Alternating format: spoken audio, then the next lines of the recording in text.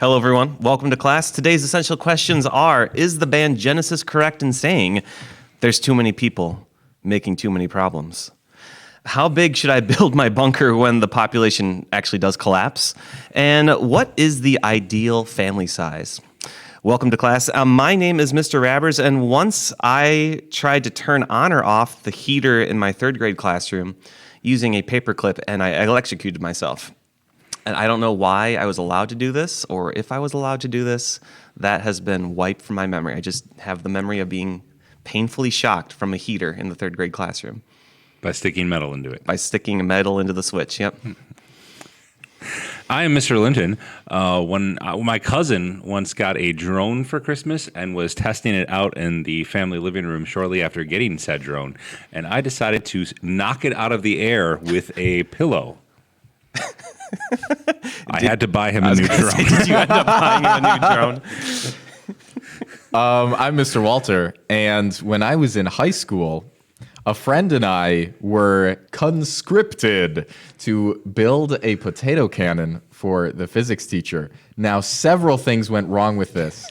We bought all the supplies before they were approved, and then had to return all of the supplies. And then once the supplies were approved and purchased, we decided to construct it in a room that had, shall we say, no ventilation. And if you've ever smelled PVC cement, It's volatile. it is powerful.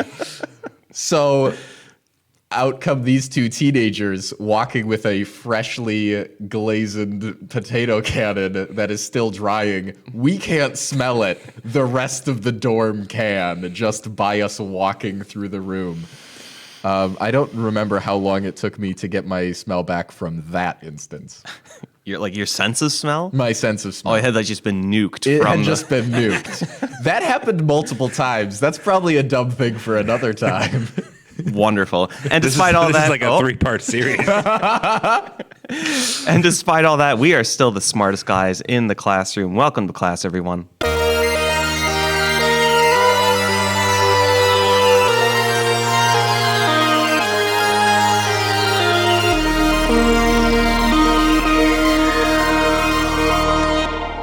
That was the worst clap I've ever heard in my life. No, that was still bad. If I tried to clap that, Just wet noodle hands. leave all this in.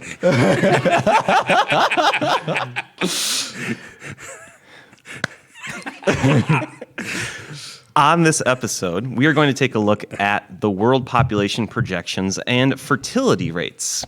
And if you don't glaze over and tune out by the end of that, we'll give you some thoughts on that afterwards. What are you laughing at? Ben. Why?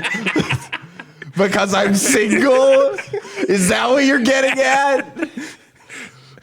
Yes. So we've got some data and numbers to look over to hopefully oh my goodness, it's quickly unraveling. This man is the color of a tomato because I'm single. This is toward the end of the school year. We're recording this in late April, right after some professional development on which our esteemed Mr. Linton just Magnanimous, one might say. Yeah, he just talked to us about motivation, and this is a nice pressure release maybe for us to put some gas back into the tank. Anyway, going over that data, we're going to take a look at a little bit of some interesting information from the Congressional Budget Office for the U.S.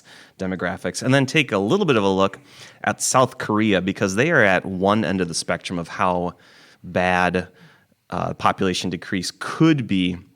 And then we're going to be talking about some societal and religious implications and maybe some cultural implications that have kind of played into this, and what are some outlooks and some proper outlooks for this for the future from the Christian point of view. Before we go any further, I want to ask a question. Is that the first time in history anyone's ever said interesting demographics from the Congressional Budget Office? You know, I'm sure there's some people within the Congressional Budget Office. Sorry, I just had to get that out. I'm sure there are some statisticians out there that say that. have said that. Somewhere our Some 10, other nerds. somewhere our 10 listeners just removed their earbuds and are like, Anyway, I won't spend too much time on the numbers Quake. because I think they're pretty simple. Hopefully, they're pretty simple to understand. We're going to start with world population, and right now we're a little over 2 billion people. The source for this is the UN, kind of compiled by Our World in Data. I'll put this up to my screen if you'd like to take a look. I'll maybe also put a link for this if I get around to that. Anyway, population growth. Does anyone want to guess what year do you think population growth peaked? population growth peaked. I'll give you a hint. It was in the 20th century. I'll give you, try to get the decade. What decade do you think world population was the highest? Growth. Growth, not the population of the world, yeah, but the growth, yes. 60s. He says 60s. Mr. Linton? Look, my experience is largely through the lens of U.S. history, which the answer would be the 50s. Yes. Mr. Walter has it in the 60s. It peaked in 1968. Yes, 1968. And so population growth has been going down pretty steadily ever since 1968. The world population as a whole right now is over 8 billion people. And the UN, and it's got kind of different ranges of projections, but right now it's kind of topping out at 10.43 billion people around 2086. And after that, the trend turns negative, where we're going to be losing world population. And so we're going to unpack that in a little bit, but I want to get to the U.S. first, and then maybe talk about South Korea next. From the Congressional Budget Office, this demographic outlook from 2025 to 2055. So now we're just looking at the demographics of the United States. We're just looking at population growth. They're projecting that population growth might turn negative by 2055, meaning there won't be, and we're taking into account both immigration and births of people in the country. Interesting. So taking into account both immigration, people moving into the country from other countries, and citizens being born here, they are projecting negative growth after 2055. I'd be right in saying we'd already be at that point if it weren't for immigration. That has been the consensus from the experts. Probably. Yep. And that's specific to the U.S.? That's what I have data for a lot of other developed countries, which is a big trend here. For a lot of developing countries, the population growth is very, very low, close to like below 1. If I grab my information on South Korea here, South Korea right now has a birth rate of 0.72, which is a historic low. And according to this one source, they project that by 2060, South Korea's population could decrease by 30%, with about half of the population being over 65 years old. So for the listeners that might not know what that small decimal number might mean, could you explain what that number means in terms of Sure. birth To rate? my best understanding, correct me if I'm wrong, that means 0.72 children per women. So on average, not Per women. per woman, it means that not every woman is having a child, and at best, a woman is having a single child on average. And so in order to maintain your population, that number should be 2. Point something. Yeah, 2 points. Or in order Yeah. for growth, you need 2 point a little bit. Yeah. Because men can't have babies. Good job, Derek. I'm glad someone. We are the Biology smartest teacher, guys in the class. Biology teacher right here. We are the smartest guys in the classroom. So I'm going to talk a little bit about the stresses that could come from this for South Korea, because South Korea has this interesting case of having some of the lowest birth rates in the world. And so they're talking about the statistic that mentioned when you've got not many people having a lot of children and the demographic being mostly older people, they have a pension system set up so that the younger generation, which is now shrunk, has to support a bigger percentage of the older population who is now retired or not working. And go ahead. Before you start that, can I give a little international perspective? Sure, yeah, go for it. Great. So, just so people there's always the two extremes on this. Either people saying no, this isn't actually a problem, or this is going to be complete Armageddon. So here's a little bit of a rounder view from the UN. In terms of how big is this problem, 63 countries have peaked. Ooh, interesting. 63 countries have had their population already peaked. So those are all now declining. The total projections for the maximum population that the Earth can hold used to be, do either of you know? See it on my paper? 10.3 interesting. billion. Okay, That's down to, place your bets, 9 billion. The 10.2. Oh, okay. It's only down by 0.1. All right. Okay, so even though this is affecting a lot of countries, the total population is not expected to decrease that much at this point in time. It'll affect different countries differently, as you'll show with South Korea. But there will be, I mean, as I'm sure we'll touch on later, this is mostly an issue with high-income countries. Mm-hmm. So the lower-income countries are probably going to experience growth as we experience decline. So there will be a flip in the country status, et cetera, et cetera. But without further ado, South Korea. So going back to South Korea. So there's this economic strain that they're projecting now because they've been at this low birth rate for long enough that there's nothing they can really do about it right now. It's going to be coming. They can kind of try to plan for it, but they're going to have this flip of a lot of older people and not many younger people that they'll have to plan for economically.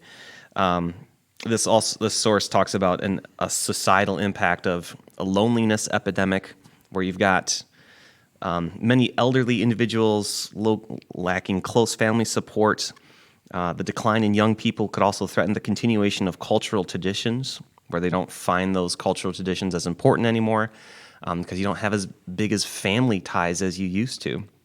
And then for South Korea in particular, they have a conscription or like a required military. They are still technically at war with North Korea. Is that correct, Mr. Linton? They signed a ceasefire, but it's not. They're technically still at war. Yeah. So they still have, they maintain a big military presence at the border, is my understanding. Is that the longest current war? I don't know.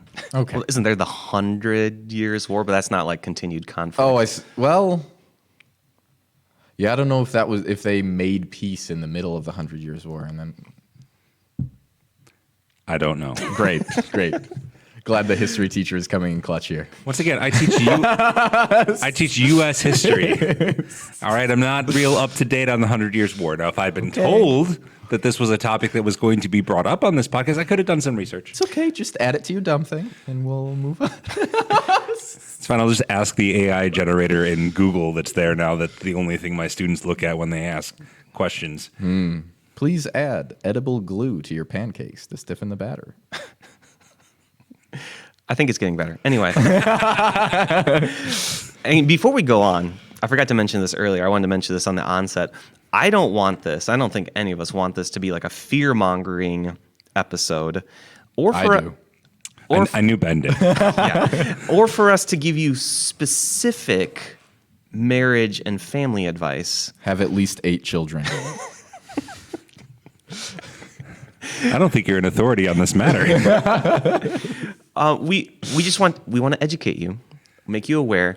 As you've seen, at least for the world population, and for the U.S., this is a ways off, and some of these effects won't be felt for either a century or many, many decades to come, giving us the luxury of time to consider it and not panic, and also to think about how did we get here, which is what we're going to talk about next. How did we get to this point where in the 50s and the 60s, everyone was having, we had the baby boomers and the huge population surge after World War II. How did we get from there to having birth rates at or below 1, just barely below replacement level? So I'm not sure how far back you want me to go on all of this. So, I'm going to give like a short little history, right? So countries tend to go through phases of kind of development. If you're tracking population charts, developing countries tend to have huge numbers of young populations. And then as you move up it gets narrower and narrower, and people don't live as long because of lack of access to medical care, nutrition, and a whole host of other things. And so part of why they have a lot of kids is because you need to have a lot of kids, because not all of them will make it to adulthood, and a whole host of other reasons. But then as you become more of a developed country, you have access to medical care, which prolongs people's lives. You also have access to better education about where babies come from, which is actually a thing that people might not fully understand. And then along with that, an understanding of how not to have children. So suddenly it becomes more of a conscious choice, and family planning enters the dynamic. You have access to things like birth control and other things that let you be more intentional about how many children you have. And so as all that gets introduced, suddenly people start having fewer children, but they live longer. And so that stretches that population chart into more of parallel lines. But then eventually it starts to shift and people have even fewer children for a variety of different reasons. But then you get into this question of how much of a problem is that? So we see, talk about 63 countries have already started seeing declining populations. And I won't list them all. No, you shouldn't. That's for our separate side podcast. Ben reads the random names of countries or possibly the Cheesecake Factory menu. What? What? You must have missed out on that time in American history where there was a trend of people on YouTube just reading the Cheesecake Factory menu. You never part of that? That must have been before my time. I never found myself in that corner of the internet. Yeah, that's fine. Okay. Anyway, so that's where we are today, right? So these 63 of these countries have already kind of reached that tipping point where they've decided to have fewer children. Again, every country is its own case study of the exact circumstances that led to that. But medical care, sex education, birth control access all play a role.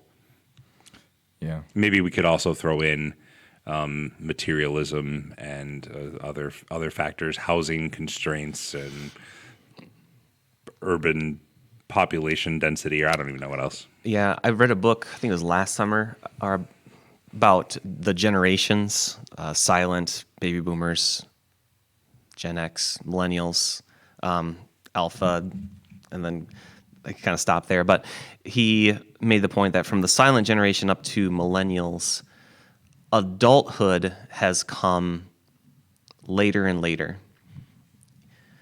Legally, you are an adult at 18 in the U.S., but the being on your own and, I don't want to say acting as an adult, but having the responsibility of an adult, I don't know how you want to say that, but having the lifestyle of an adult has been put off to later and later in life, whereas more and more people were just out of high school or out of grade school, and then they were working on the farm or doing the family business, then going to, or you got to finish high school, then you got to finish college, then you got to get your master's, or you got to explore the world, you have to travel, you have to do X, Y, and Z before you are a completed individual. And that's been a cultural, societal shift that we've been seeing, I think, in the U.S. and most other developed countries. And so that delay, that means putting off children, because children are not great for a college education, typically, or world travel, or... Well, and I would like to just chip in. There's some... It's not just entirely a cultural shift as well. I think there's some economic factors that contribute to that, in that it's harder financially to start a family at a younger age than it used to be. I think we've seen the rise in the number of families that require two incomes in order to to sustain their current livelihood. Now we can get into debate about whether their expectations are too great or whatever. I'm not Their going to do that. expectations are too great. That depends. I'm saying depends. I'm not passing blanket judgments like our esteemed Mr. Rappers over here. But there's that, like the having to work and feeling home prices going up and harder to buy a place to live in order to have that family. And so there's some economic factors that go into besides cultural ones. Mr. Walter, anything to add to that? I mean, perhaps a little. A couple more statistics that I found that I thought were interesting. For instance, in 2024, 4.7 million babies, which was 3.5% of all babies born worldwide, were born to teen moms. Wow. Could you say that once more? That was 4.7 million babies. That's 3.5% of all babies born on the planet were born to teen moms. And this is mostly in lower income countries. I don't know if that seems high or low. I think it feels low. It does feel low, yeah. And I think they wanted to push this statistic as it seems high, or maybe it's higher than the past. But that was something that was interesting. I also looked into the idea of, well, a lot of people will look at this and say, well, it must be abortion, because that's a lot more popular in first world countries and stuff like that. So I looked to see, well, how much of an impact does that actually have? Abortion peaked in 1990. We've been declining in that regard, but the population still continues to decline more than that. There were 1.6 million in 1990, 930,000 in 2020. So a significant decline in aborting. So more children are being actually born that are supposed to be, but the actually they're not, because I bet the number of births is still declining. So to me, that would just suggest that there's been a lot of work in birth control and sex education that people aren't getting pregnant in the first place. That's fair. My point is there's less being terminated, but the number is still going down. Is this in the U.S. or the world? That was in the USA. Okay. My next question for us to discuss is, what does population decline do to a society? Because I wanted us to talk about this question because I really don't have much of an idea. I have speculations, and this is why I assigned you guys the question here to research. So I'm curious to see what you come up with. Well, I have a couple lovely things that I'd like to talk about. Number one is a famous little experiment that you both have probably heard of. Have either of you heard of the rat utopia? Oh, did I see this one or not? I don't believe also, that I'm familiar. There was also a mouse utopia. Same researchers. They tried it with rats and they tried it with mice. Essentially what they did is they built a giant city for rats and mice in which all of their little houses were built into the walls of the city. And there was enough space to hold, I think it was at least 1,000. Okay. And they started with it depended on which time they ran the experiment, but I believe the general number is 8 couples of mice. And they have all the food they could ever want, all the water they could ever want, anything they need to make bedding, et cetera, et cetera. Should be the perfect utopia for your little furry friends. In all instances, the population would get up to a third of the maximum capacity. The mice would refuse to use all of their space. They would cram 18 to a house. All social dynamics fell apart. They stopped mating. Certain ones would separate themselves from society and live in the upper penthouses alone and just groom themselves all day. They were termed the beautiful ones, TikTokers. Then you have all these gangs of just angry male rats that would just roam around and just murder each other all day. Detroit, Chicago. And then you have, so there's all of these, it would just automatically, it would reach about a third and then it would death spiral. And it didn't matter how high it got or how low the number got in the spiral. Society never corrected itself. Once you got back to the initial number, it did not correct itself. Society was already dead. All of the rats would die. So the big thought experiment is, does this translate to real human life? And a couple of the things that I said while I was explaining this are things that are parallels that people like to make. They'll say, well, look at Detroit or Chicago. It's like the rat utopia. It's in the spiral. Okay, there's no saving it. Or the people who just separate from society and groom themselves all day.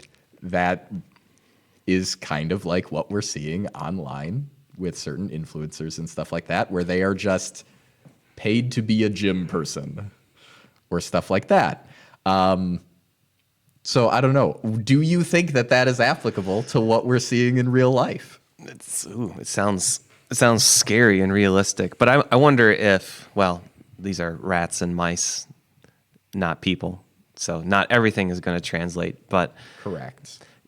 I wonder, when I heard you say that, I was wondering if there's any parallels between that and like the fall and rise of empires or different other more contained political systems and civilizations as opposed to the entire world population. Yeah, I think the way that they try and connect it is with affluence. If you have no struggles in life, does that mean you cease to be a functioning member of society? And does society therefore collapse? And one could argue that here in this first world country, we have everything we could ever want and need. And what does that do to how you behave in a society when you don't have to struggle for anything? And I'm not trying to belittle anyone who is struggling in this country, but the majority of the people in this country are very rich compared to other countries, especially. Yeah, what is it? I just saw a poverty thing about the world. It's some 9% of the world lives on $1.90 per day or less. Right. Which is just staggeringly low amount of money. So if the connection is true, then as we get more affluent, we participate less in the society that we are in, and we become more, for lack of a better term, selfish. I wouldn't say that the rats or mice were selfish necessarily, but we become focused on ourselves. We're not having kids. And that is a mentality that is passed down so that even if the spiral continues and we get to a number that would have been good 100 years ago, now those people have the mentality of their parents, of not having kids, of the same focus on me, and the society continues to fall. Yeah, and what I found interesting, that last bit you said about that passing on of that mentality, because I was reading on the South Korea stuff that you shared too, and I think that's in there. If the emphasis is on materialism and occupational success, and if you look at how a society defines success, that has an impact on behavior and the number of the children that you have, right? And so how do you shift the culture on that? Now, in a day and age where we have mass media and social media and all that stuff, I think movements can catch fire and you can see change happen, but it takes concerted effort, I think.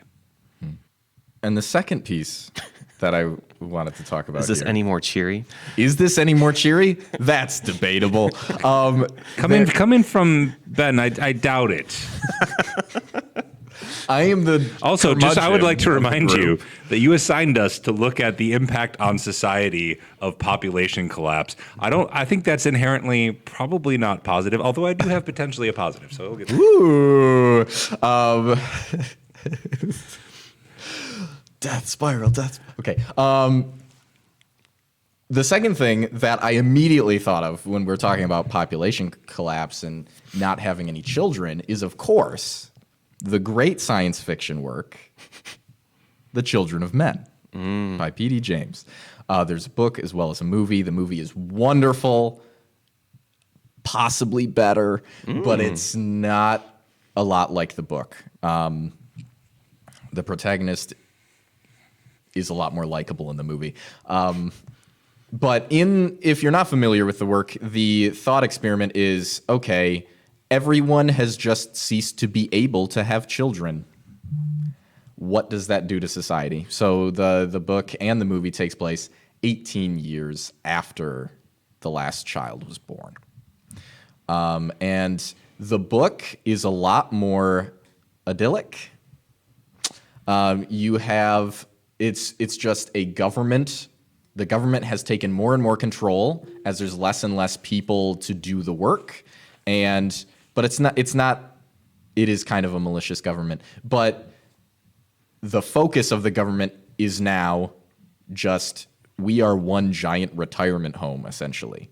And anyone who is still young has no motivation to take care of anyone who's older. They're just forming gangs, and they are bitter at the older generation for their wastefulness, as if that was the cause of all the problems. The movie version, you have a lot more societal collapse and rioting, and it's a straight up war zone for like half the movie.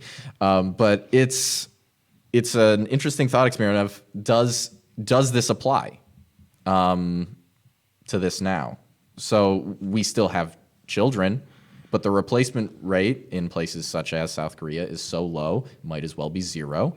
If you have no one to take care of the older people, what does that do to us as a society? What does that do to your government? Does the government have to start being one big retirement home?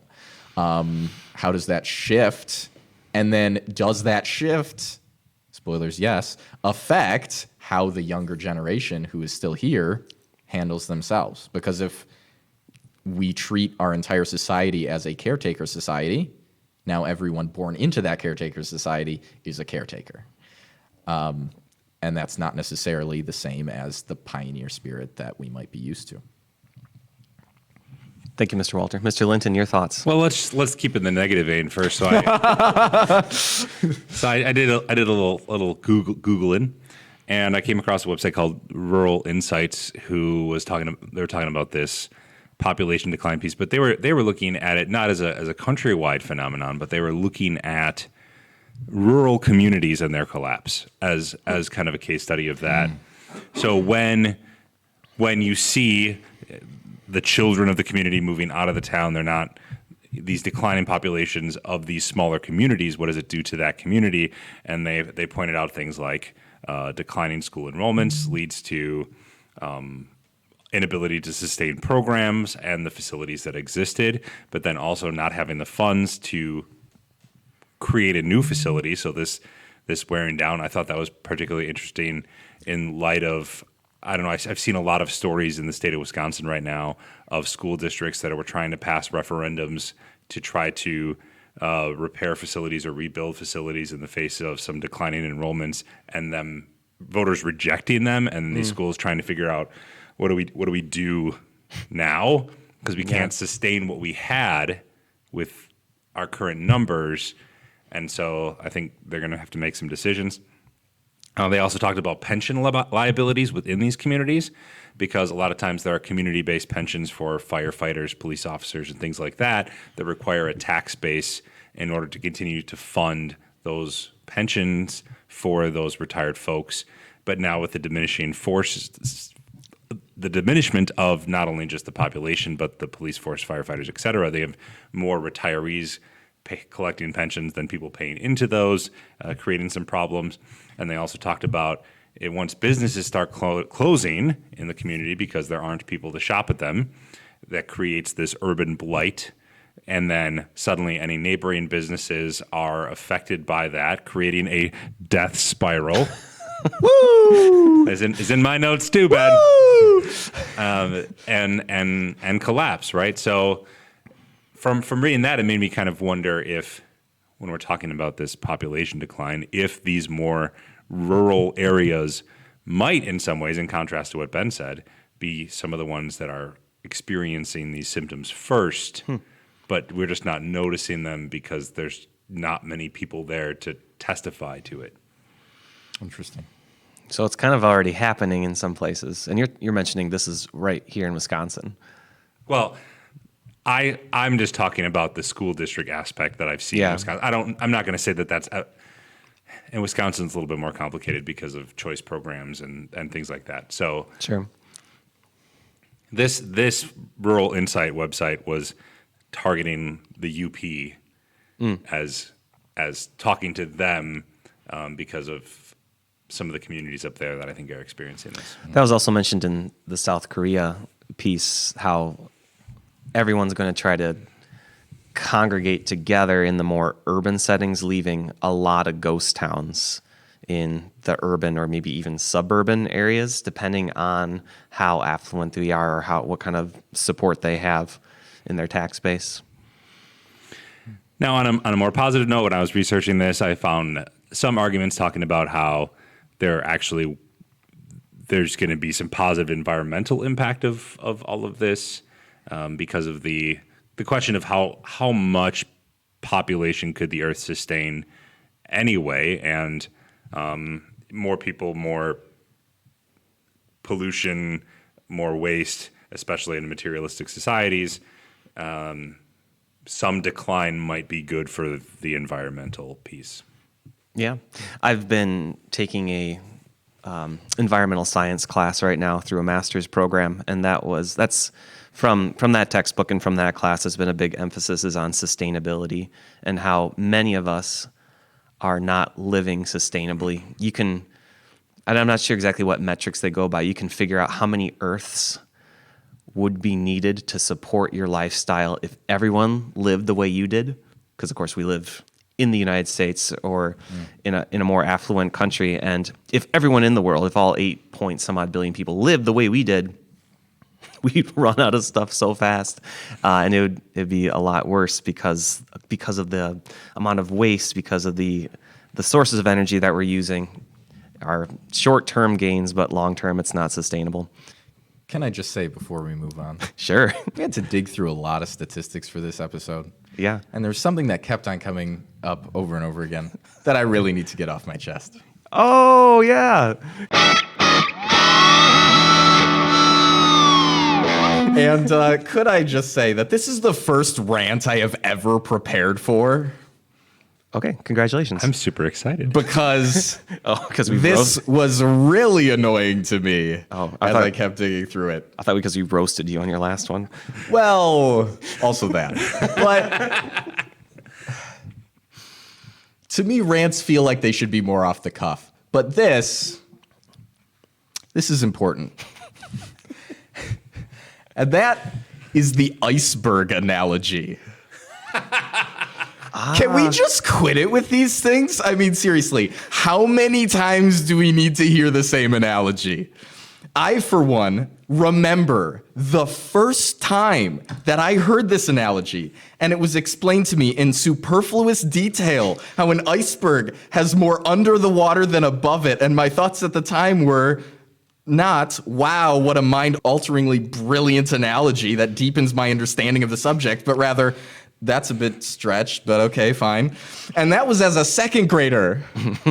And before you ask, yes, I was insufferable as a second grader too. We do not need an analogy to illustrate the point that we don't know everything. Newsflash, postmodernism is almost half a century old, depending on who you ask. The fact that humans haven't figured everything out is not, quote unquote, new. And how lazy are we that we use the same analogy for everything? Why is everything an iceberg? Most of us have never even seen an iceberg. How about a little variety in our diets, huh?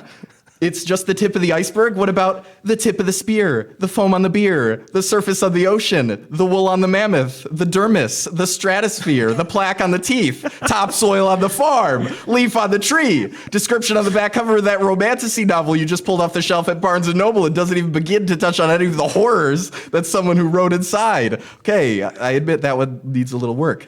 But you get my point. Or better yet, just say, that's just the stuff we know about. Wow! Not everything needs a metaphor. So TLDR, stop it.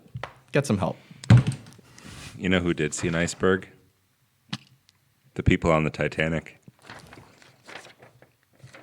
Was it just the tip of the iceberg?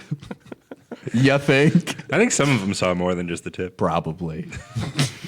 Well, it's pretty dark. Yeah, that's true. I'm going to give that an A+.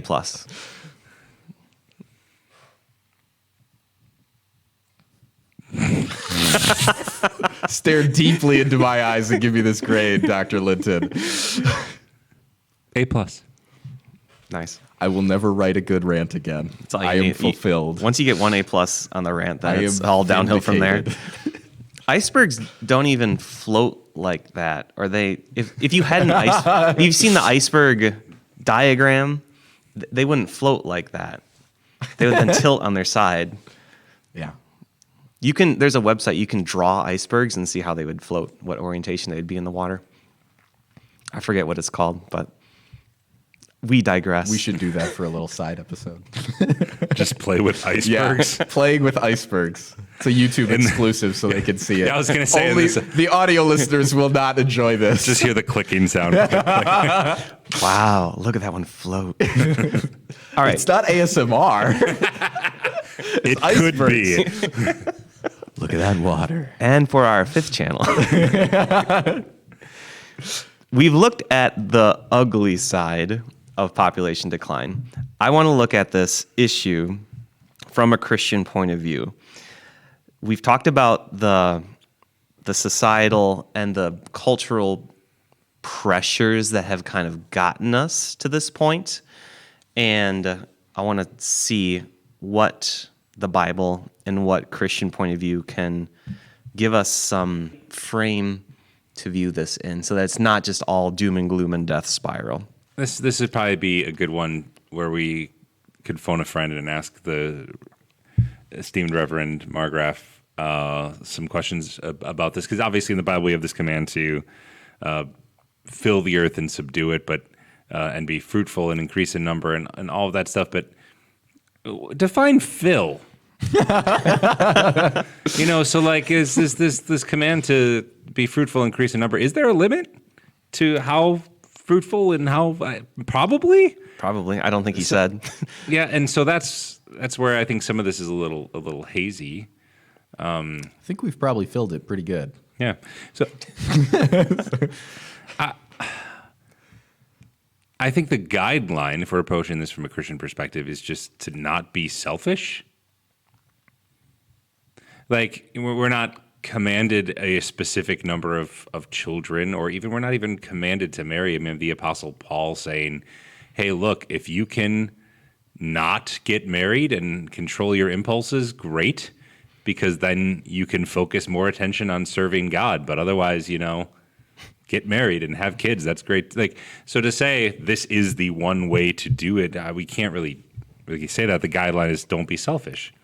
If you're making your decisions because it allows you to feed your own greed or gluttony or whatever other sinful urges you have, that's not a good reason to do it. We just got it done with the professional development, talking about, motivation, but also finding purpose in life. And this is a great professional development, and it lines up with a lot of what I've heard and read with living a Christian life. If you are only basing your life on the amount of pleasure you are experiencing, and people get that pleasure by any number of avenues that ultimately are sinful or selfish, as you've mentioned, Mr. Linton, And I feel like a lot of people in society today are trying to live like that.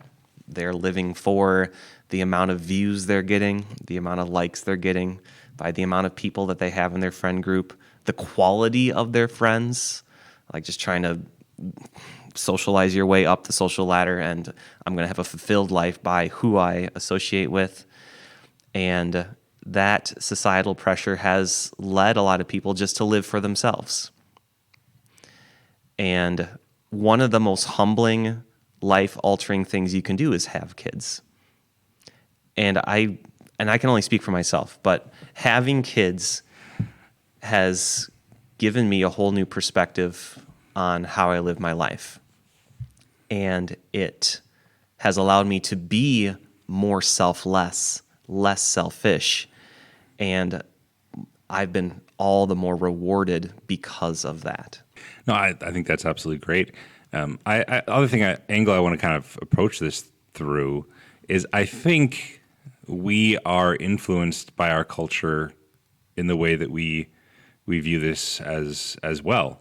We're coming at it from a Christian lens, but there's also this like materialistic lens that just can't help but fit into us, that we want to push towards the most best job, pay, whatever status, and that can creep into this as well. I think if there's going to be this population decline situation, we're going to have to rethink our whole value system as a nation on where our value comes from, because I do think it's going to have to shift towards more of a sustainability piece instead of just a growth piece. Like, growth for growth's sake is not inherently good.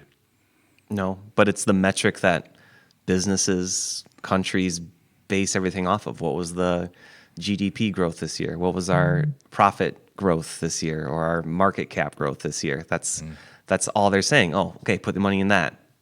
Get out of that because that's not growing anymore. And if that's the lens our nation continues to look at this issue through, it's going to be a problem, because growth for growth's sake isn't worth it. I mean, decline isn't inherently bad either, but our decisions have to align with our values. Ours are obviously Christian, but influenced by our setting, our context. Mr. Walter, any other thoughts? As the only single guy here, I concur. In this discussion about population decline, we've talked about numbers, we've talked about societal pressures and cultural shifts and what the future could look like. And ultimately, you can only control what your choices are. And you will find yourself in many different circumstances, some things outside of your control, some things within your control. The only thing that I can advise you on is to make sure that you're not living only for yourself, that you are living God's way, that you are looking out for others. And if that path leads you to having a family, great. Then I think you'll find that a family will be a blessing to you. If it doesn't, you will still be a blessing to those around you. You are still valued to everyone around you. And as far as what the future holds, we know that God is in control. For as long as He wants the world to be around, there will be a plan for it. Again, we don't know what that looks like, but we will trust His plans.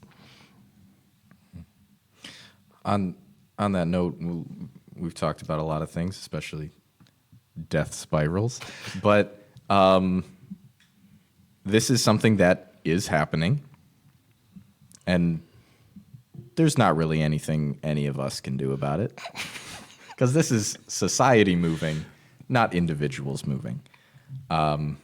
Very psychohistory foundation, Isaac Asimov of me there. But this is bigger than us. So don't worry about it. Take each day at a time.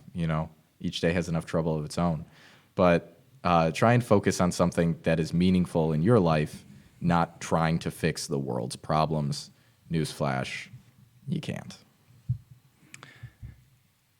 Of course, I'm going to come right along and just be contrarian to everything that Mr. Walter said. No, Which is usually what you that's do. how we Yeah. do. That's how I do this.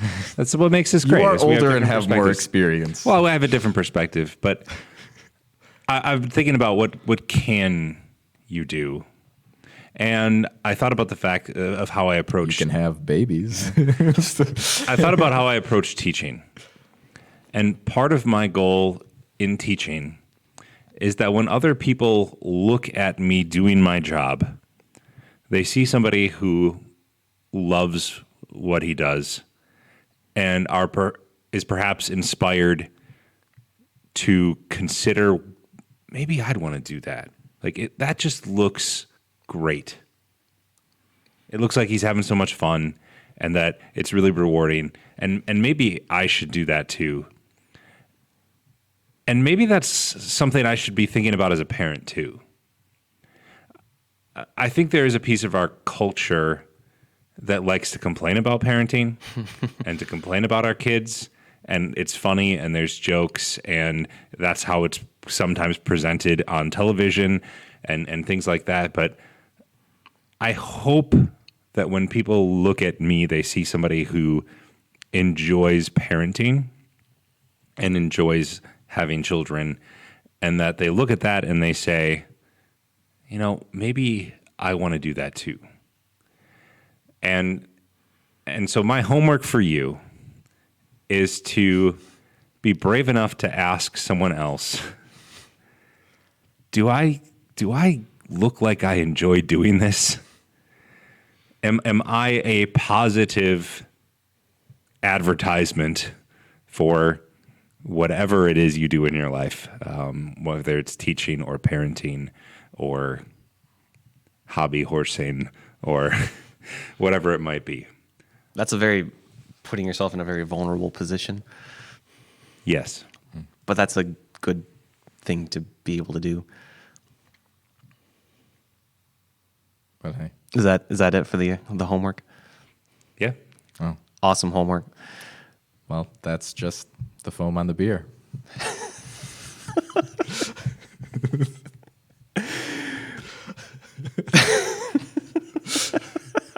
The dermis. The plaque on the teeth. That like film that's on the top of the milk when you microwave it too long. Yeah. foam of the milk. Yeah. Yeah. And like that skin that comes off. And if you, Oh, the skin of the milk. Yeah. Yeah. It's just the bacteria in the kombucha, you know? that when you put like the beef in the fridge and then the fat congeals in the top Yeah, of it's the thing. just the fat on the yeah. beef. Yeah. The rust on the grill that you haven't covered through the winter. That needs some work, but good. Somewhere. we could work with that. We can work with that. I think this episode has reached its conclusion. We thank you for listening and coming to class today, everyone. If you haven't done so, please make sure you could share this episode, or to what? Make sure to like, share, and subscribe. I'm trying to use different wording so that people have to think about it. And they. Smash that like button and turn on the notification Do you know how many bell. times people have heard that? Too many. It's like you got to say it a different way. Oh, almost like a certain analogy. I think you still But need to hey. actually. I think the key is just to say it. Yeah, probably. Do it. Class dismissed.